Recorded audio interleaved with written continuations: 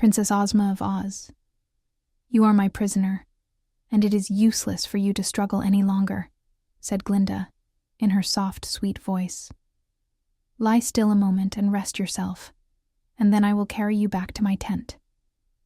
"Why do you seek me?" asked Mombi, still scarce able to speak plainly for lack of breath.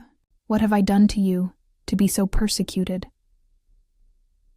"You have done nothing to me," answered the gentle sorceress, "but I suspect you have been guilty of several wicked actions, and if I find it is true that you have so abused your knowledge of magic, I intend to punish you severely." "I defy you!" croaked the old hag. "You dare not harm me." Just then the Gump flew up to them and alighted upon the desert sands beside Glinda. Our friends were delighted to find that Mombi had finally been captured, and after a hurried consultation, it was decided they should all return to the camp in the Gump. So the sawhorse was tossed aboard, and then Glinda, still holding an end of the golden thread that was around Mombi's neck, forced her prisoner to climb into the sofas. The others now followed, and Tip gave the word to the Gump to return. The journey was made in safety, Mombi sitting in her place with a grim and sullen air. For the old hag was absolutely helpless so long as the magical thread encircled her throat. The army hailed Glinda's return with loud cheers, and the party of friends soon gathered again in the royal tent, which had been neatly repaired during their absence. "Now," said the sorceress to Mombi, "I want you to tell us why the wonderful Wizard of Oz paid you 3 visits, and what became of the child, Ozma, which so curiously disappeared." The witch looked at Glinda defiantly, but said not a word. "Answer me!" cried the sorceress. But still Mombi remained silent. "Perhaps she doesn't." "No," remarked Jack, "I beg you will keep quiet," said Tip. "You might spoil everything with your foolishness." "Very well, dear father," returned the Pumpkinhead meekly. "How glad I am to be a woggle-bug," murmured the highly magnified insect softly. "No one can expect wisdom to flow from a pumpkin." "Well," said the Scarecrow, "what shall we do to make Mombi speak? Unless she tells us what we wish to know, her capture will do us no good at all. Suppose we try kindness," suggested the Tin Woodman. "I've heard that anyone can be conquered with kindness, no matter how ugly they may be." At this the witch turned to glare upon him so horribly that the Tin Woodman shrank back abashed. Glinda had been carefully considering what to do, and now she turned to Mombi and said, "You will gain nothing, I assure you, by thus defying us. For I am determined to learn the truth about the girl Ozma, and unless you tell me all that you know, I will certainly put you to death." "Oh no, don't do that," exclaimed the Tin Woodman. "It would be an awful thing to kill anyone, even old Mombi." "But it is merely a threat," returned Glinda.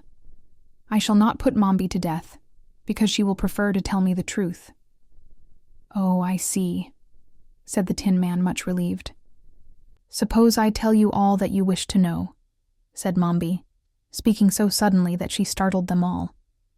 "What will you do with me then?" "In that case," replied Glinda, "I shall merely ask you to drink a powerful draught which will cause you to forget all the magic you have ever learned.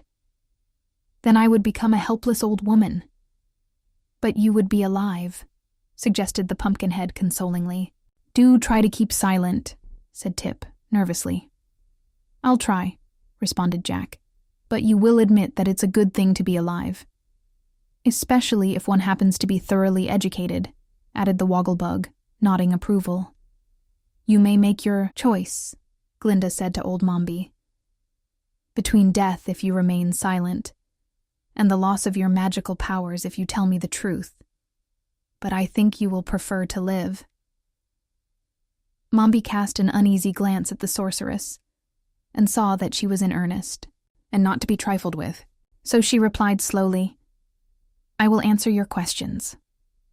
"That is what I expected," said Glinda pleasantly. "You have chosen wisely, I assure you." She then motioned to one of her captains, who brought her a beautiful golden casket. From this the sorceress drew an immense white pearl, attached to a slender chain which she placed around her neck, in such a way that the pearl rested upon her bosom, directly over her heart. "Now," said she, I will ask my first question. Why did the wizard pay you 3 visits? Because I would not come to him, answered Mombi. That is no answer, said Glinda sternly. Tell me the truth.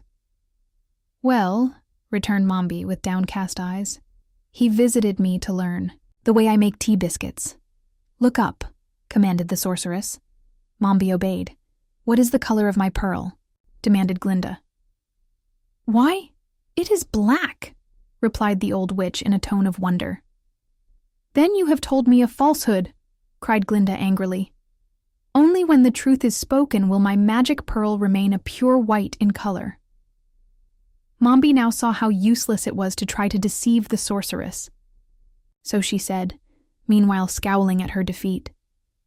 The wizard brought to me the girl Ozma, who was then no more than a baby, and begged me to conceal the child. That is what I thought, declared Glinda calmly. What did he give you for thus serving him? He taught me all the magical tricks he knew. Some were good tricks, and some were only frauds, but I have remained faithful to my promise. What did you do with the girl? Asked Glinda, and at this question everyone bent forward and listened eagerly for the reply. I enchanted her, answered Mombi. In what way?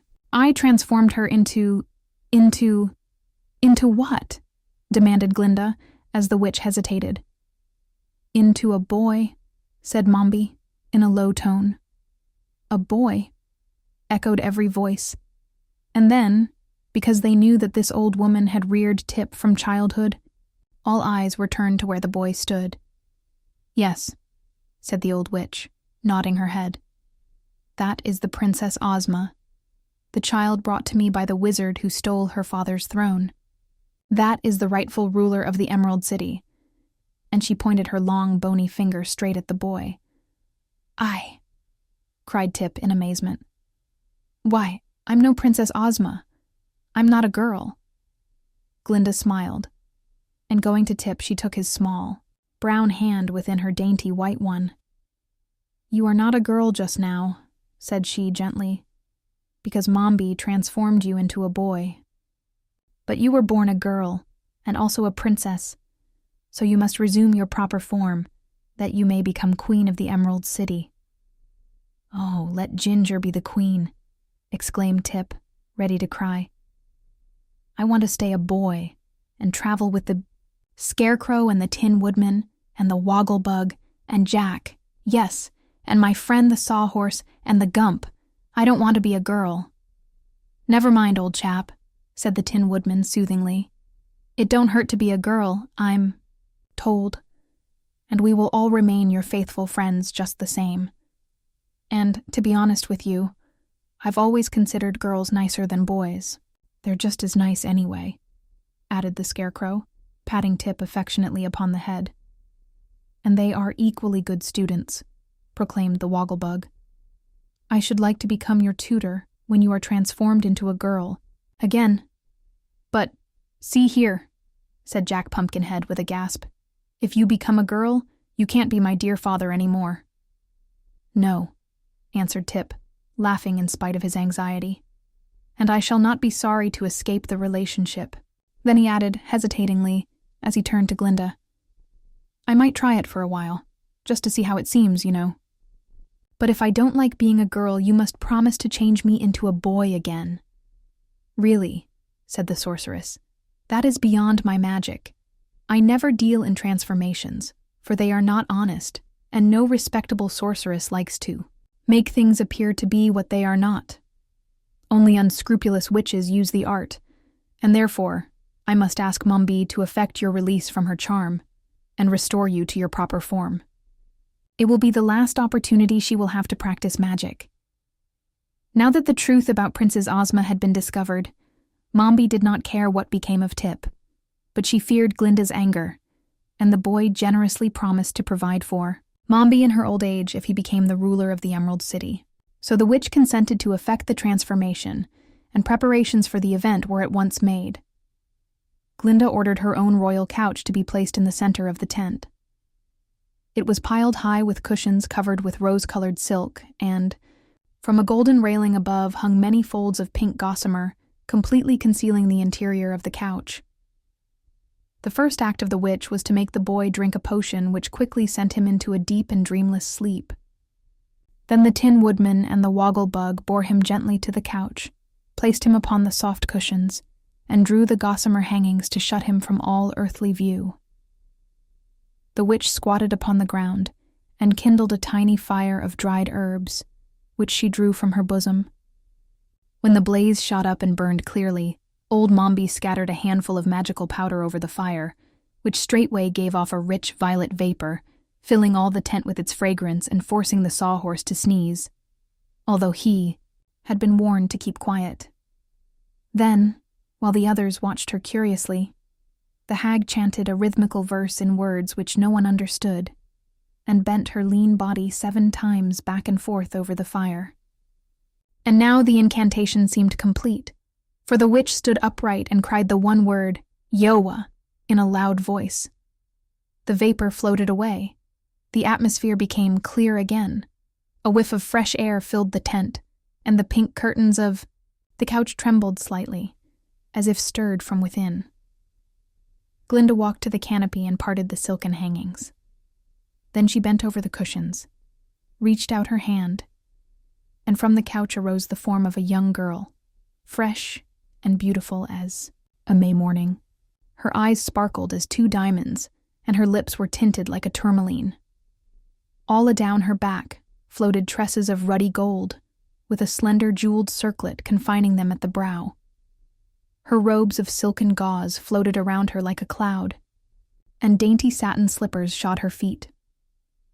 At this exquisite vision, Tip's old comrades stared in wonder for the space of a full minute, and then every head bent low in honest admiration of the lovely Princess Ozma. The girl herself cast one look into Glinda's bright face, which glowed with pleasure and satisfaction, and then turned upon the others.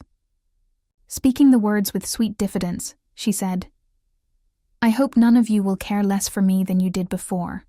I'm just the same Tip, you know, only you're different, said the Pumpkinhead. And everyone thought it was the wisest speech he had ever made.